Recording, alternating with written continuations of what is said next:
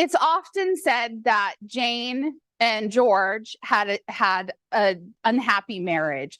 And one of the things that they use as evidence for that is this manuscript that George had in his possessions when he was executed. And it's now housed in the British Library. And I got to see it, and it was amazing. But it's called The Torments of Marriage. Right. And so we think like, oh my gosh, this is like some kind of funny joke, wedding joke that he received. But actually, one of the things that's left out is that this book is made up of two manuscripts. And one of them is a translation of, it's called The Lamentations of Matthiolus. And that is the torments of marriage. And so in this poem that Matthiolus wrote is basically, he talks about how women are just the most horrid creatures ever. And marriage is like the worst state you could ever find yourself in, because women are changeable and they're sneaky and they're liars and they're awful. And so to give you a little background on this, this was written in the 1300s. And then Christine de Pizan, who some of you may be familiar with, she was also from the 1300s. She read this poem, and of course, it being a woman, it really struck her as very unfair and biased.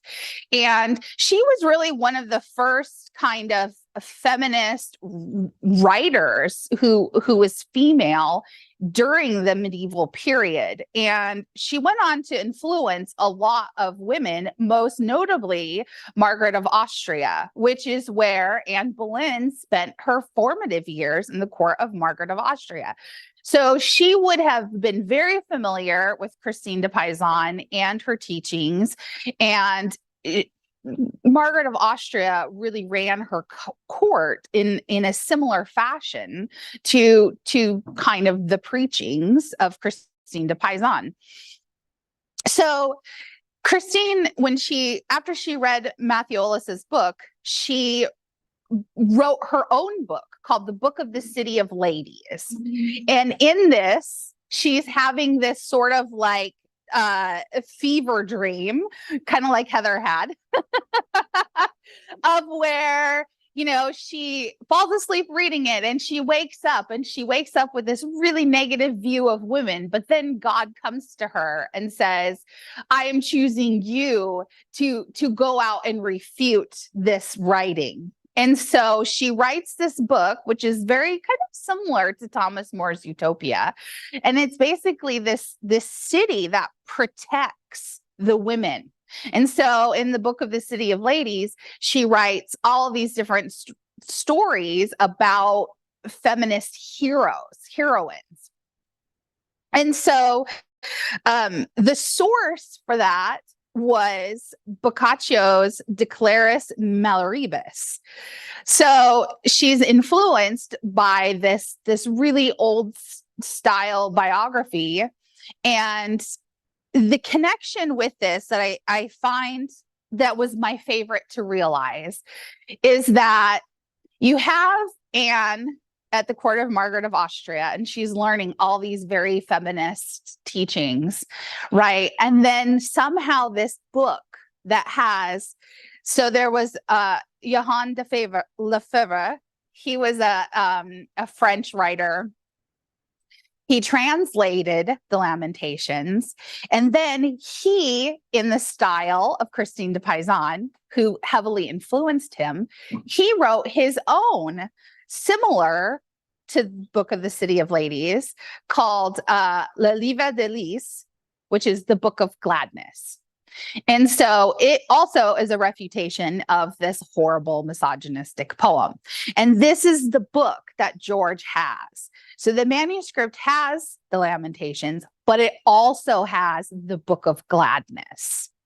So very often historians have left out this second manuscript, which I think says a lot about George Boleyn, is that he actually had very feminist leanings. And I'm going to talk about it in this story or in this paper. But the connections that I'm making is that, Anne, she was kind of, we see her as feminist for her time. And this education that she came also went to George Boleyn, and he had the same ideas and the same passions.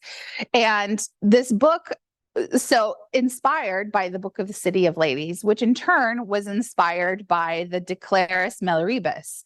Now, if you've read Julia Fox's book on Jane Boleyn, which is what my novel on Jane Boleyn is mostly based off of, her father, Jane Boleyn's father, Lord Morley, he translated Boccaccio's De Claris Meloribus.